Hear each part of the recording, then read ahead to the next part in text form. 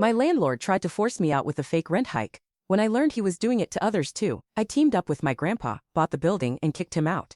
Everything kicked off when Trevor jacked up my rent by 40% with just 2 weeks' notice.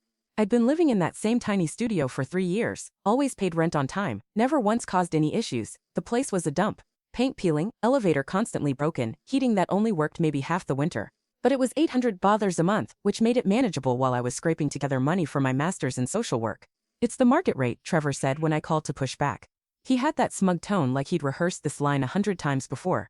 I could hear a talk show blaring in the background in some language I didn't recognize and someone sobbing on the TV. I can't afford $1,060 a month, I told him, and 2 weeks isn't even legal notice. Trevor let out this loud, dry laugh that made my skin crawl. Illegal? Kid, I own the building. I can do whatever the hell I want. Don't like it? There's the door. Good luck finding something cheaper around here. Then he paused, probably taking a sip of something. Anyway, I'm sure you students have rich parents hiding somewhere. Maybe stop pretending to be poor and ask daddy for help. I wanted to scream at him that my parents died in a car accident when I was 16, that I'd been working 2 jobs since high school just to survive. But instead, I hung up and started digging. That whole night, I buried myself in tenant laws. Highlighted statutes, printed pages, underlined every violation I could find. Turns out, in our city, rent increases need at least 30 days notice and can't go above 25% per year. Late fees can't exceed 5% of the rent, and landlords are required to give a full day's notice before entering, unless it's an emergency. Trevor had violated at least 6 different housing laws. So by 8 a.m. I was knocking on the door of his penthouse, the only unit in the building that actually looked cared for. I could see granite countertops and gleaming hardwood floors through the crack. On display was this ridiculous mug that read, "Best Landlord Ever" in a kid's handwriting. Behind him, a woman in a silk robe was cooking eggs on a fancy stainless steel stove. Trevor barely glanced at the paperwork I brought. "See you in court," he chuckled. "You think some spoiled student can take me on? I've been doing this 20 years. Half my tenants barely speak English, they're not gonna fight me." He leaned against the doorframe, sizing me up like I was prey. The woman behind him stopped what she was doing and started watching us, clearly amused. "Oh, and just FYI," he added, "I hear there's a nice little trailer park out in the suburbs. You might fit in better there." She laughed like someone who'd never worried about rent a day in her life. And that's when it really hit me. This wasn't just happening to me. So I started knocking on other doors that same afternoon. Mrs. Liang, who lived on the second floor, showed me a typed notice demanding $900 or she'd be evicted. Her English was limited, but her fear was crystal clear. She'd been there 8 years, never missed a payment. "He say my apartment dirty," she said, showing me photos she'd taken. "But I clean every day I show him, is clean." Her place looked spotless. She had everything covered in plastic, just like my grandma used to do. Then there was the Morales family. They'd gotten slapped with a $1,200 electric overuse fine when their baby got sick and they had to run a humidifier for a couple of weeks. They couldn't pay, so Trevor filed for eviction. "He say we use too much power," Elena told me, bouncing her feverish daughter on her hip. "But the baby, she need the machine. Doctors say she need it to breathe." She showed me their utility bill. The increase? $23. I kept going door to door. Out of 24 units, 19 had their own horror stories. Trevor was targeting the most vulnerable tenants, counting on them not knowing their rights or not having the money to fight back. The Harrisons in 3A were fined $600 for noise violations because their newborn cried at night. The Nadims were evicted for unauthorized guests after their elderly father visited for a week. Students were fined party fees just for inviting friends over to study. The whole system was designed to push people out with bogus rules, illegal fines, and threats. Anyone who tried to resist got brushed off or tossed out. And for what? Violations that didn't even exist. I started documenting everything, every shady conversation, every fake excuse, every terrified tenant too scared to speak up. I took photos of the busted mailboxes, the crumbling hallways, the elevator that hadn't worked in 6 months, and the black mold creeping around the window frames that Trevor refused to fix. Last year, the city slapped him with a $16,500 fine for code violations. He paid the bare minimum and didn't fix a damn thing. And then I found out Trevor didn't just own this building, he had 4 more nearby, and they were all being run the exact same way. The total value of Trevor's properties was over $3 million, but he didn't spend a dime on maintenance, only on intimidation. The breaking point came on a Tuesday morning when I saw him yelling at Mrs. Liang in the hallway, shoving papers at her that she couldn't even read. "Sign here, grandmother," he said, holding a pen under her trembling hands. "It makes everything easier. No lawyer, no court, no problems for anyone." Mrs. Liang was crying, quietly repeating, I pay the rent, in broken English. Her hands were burning up, shaking so badly she could barely hold the pen. I stepped in between them. "These are eviction papers," I told her, using the bit of Mandarin I'd picked up from a college roommate. "Don't sign anything." Her eyes widened with relief. She had understood more than she'd let on. Trevor's face turned red with anger. Up close, I could smell the alcohol on his breath, and it wasn't even 10 a.m. "Mind your business or you'll be next." "This is my business," I shot back. "I live here, and what you're doing is illegal." He grabbed my arm hard enough to leave fingerprints, which I later photographed. "You think you're clever? I'll have you out by Friday. Drug charges, noise complaints, property damage, I'll make up whatever I need. I know the judges in this city. They don't care about punks like you." That night, I called my grandfather. Pop had run his own business for 40 years before retiring with money to spare. He'd built up half a block and invested in real estate. "How much would it cost to buy Trevor's building?" I asked. Pop went quiet for a while. I heard him clicking on his computer, probably looking up property records. "Why?" he finally asked. I told him everything: illegal evictions, false accusations. "Send me the property records," he said. "In that journal you've been keeping. Let's see what we're dealing with." 2 days later, Pop called me back with news that changed everything. "The building's worth around $800,000, he said, "but Trevor owes $650,000 on the mortgage, and he hasn't paid in 3 months. The bank's about to foreclose." He paused, rustling papers in the background. "Here's the interesting part. He took out a second mortgage last year to buy a vacation home in Arizona. He used this building as collateral. He's basically trying to burn through as much money as he can before it all goes down." "So he's desperate," I said. "Exactly. That's why he's leaning on tenants so hard. He needs cash to keep the bank off his back." Pop paused again. "I've got enough liquid funds to buy the building outright when it goes to auction. Do you want to be my property manager?" The plan was simple and solid. Pop would buy the building at auction. After that, we'd clean house, starting with Trevor. But first, we needed him to hang himself with his own behavior. I set up a hidden camera in my apartment and began recording him. Every interaction. When he tried to charge me $500 for excessive carpet damage, even though the stains had been there before I moved in, I got it on video. "This carpet was perfect when you moved in," he lied, straight into the lens. "Now look at it. These stains are gonna cost me thousands to fix." The carpet already had cigarette burns and wine stains older than my lease.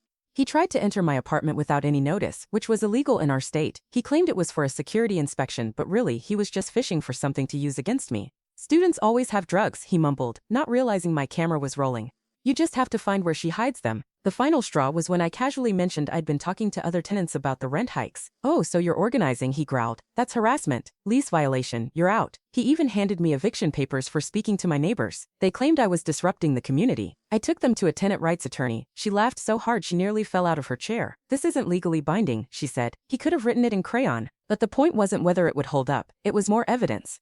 Another example of Trevor's illegal harassment. 2 weeks later, Pop and I were sitting quietly in court while Trevor's building went up for auction. He had missed 4 mortgage payments. The bank was done waiting. A foreclosure notice had been on the front of the building for a month, giving Trevor time to find financing. He showed up 5 minutes before the bidding began, clearly panicked, wearing a wrinkled suit, eyes darting at his phone every few seconds. His wife wasn't with him. "Lot 47, the auctioneer called. Multifamily residence, 782 Maple Avenue.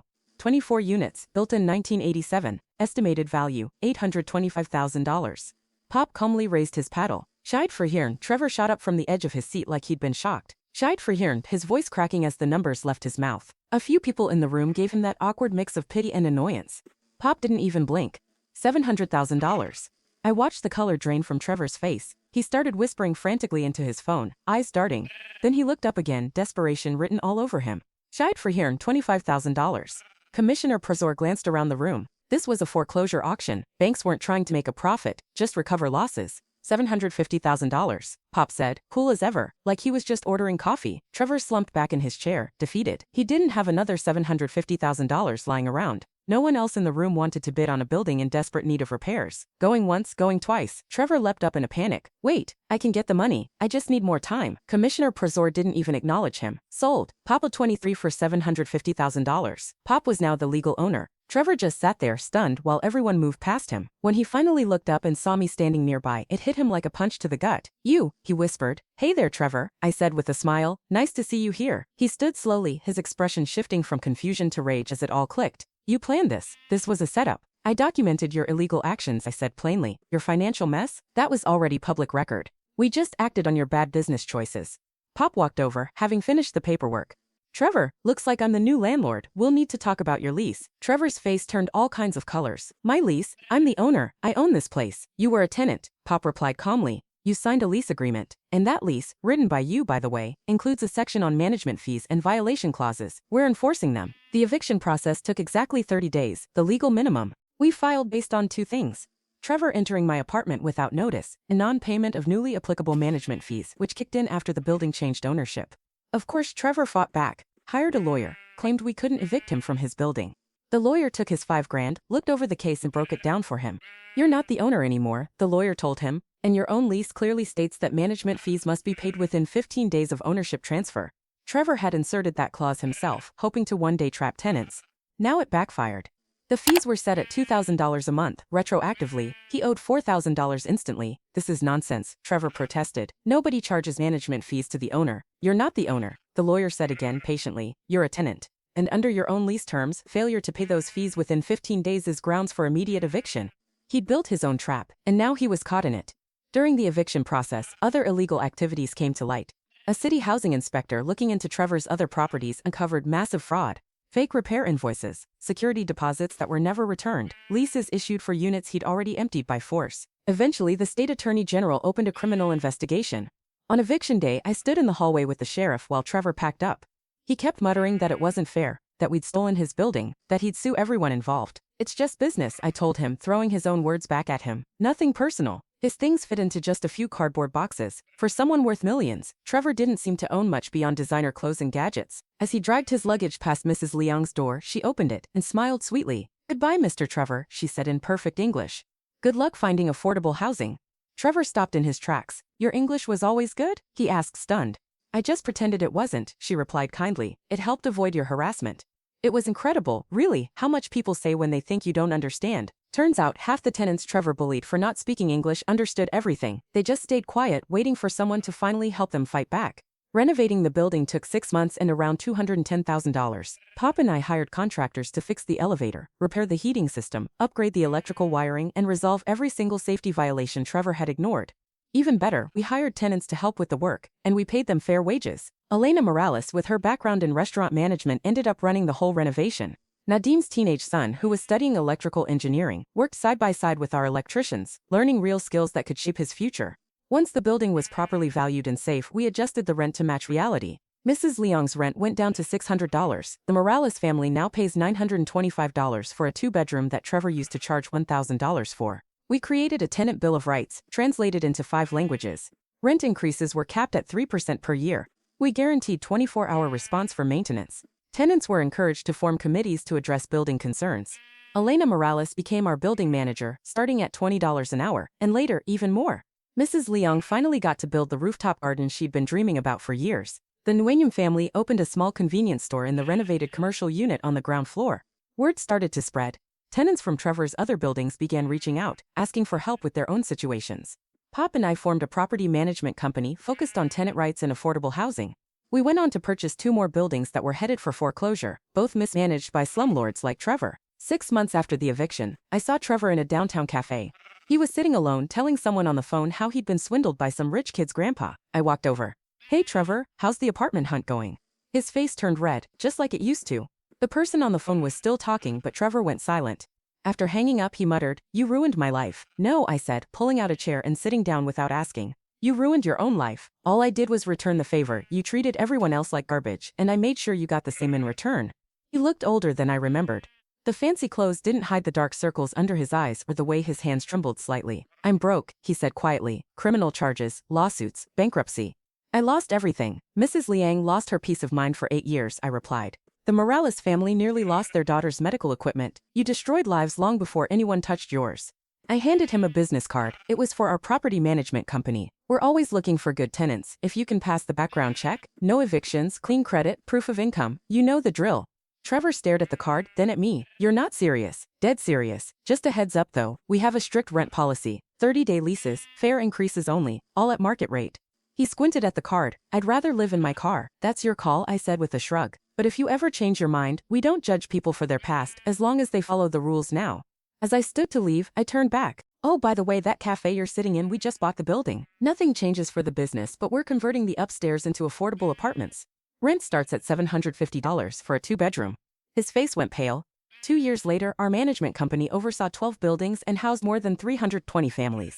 We specialized in tenant protections, affordable housing, and reviving properties ruined by neglectful landlords. Every building now included a tenant rights charter in 5 languages. We maintained an emergency fund to help tenants through hard times. Our average maintenance response time was under 4 hours.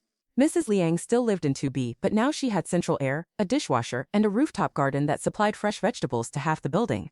The Morales family now owned their apartment thanks to a rent-to-own program we helped them access. Elena, who started as our manager, now owned 3 buildings and had just bought her first home. Nadim's son, the electrical engineering student, had graduated and now worked for the city's housing department, inspecting buildings like the one he grew up in. Trevor never applied to live in one of our units. Last we heard, he was renting a studio in the suburbs for $900 a month, more than Mrs. Liang pays for her fully renovated apartment in the heart of the city. His wife divorced him during the bankruptcy and moved back to Oregon to live with her parents. The Arizona vacation home was seized by creditors. He was sentenced to 2 years in prison and ordered to pay $50,000 in restitution to former tenants. He's barred from owning property for the next 10 years. Sometimes I wonder if he ever learned anything from losing it all. But then I remember the look on Mrs. Liang's face when she thought she might be left homeless. Or Camila Morales gasping for breath as her parents chose between rent and her medical needs. Some people create suffering simply because they can, others create solutions because they have no choice. 782 Maple Avenue is now fully renovated with a 3-month waitlist. The hallways smell like Mrs. Liang's cooking, and the sound of children laughing echoes down the corridors. Sometimes the best revenge isn't revenge at all. It's building something better from the ashes and making sure those who were once hurt now get to lead the way forward. On my last visit, I found a note Mrs. Liang had slipped under the office door. It was written in her neat, careful handwriting. "Thank you for teaching this old lady that sometimes the young ones fight back." But she had it backward. She and the other tenants taught me something more important. Sometimes fighting back isn't about anger. It's about refusing to let cruelty be the only voice in the room. Trevor was wrong about so many things, but especially about that one. The people he thought were powerless were just waiting for someone to remind them how powerful they really were.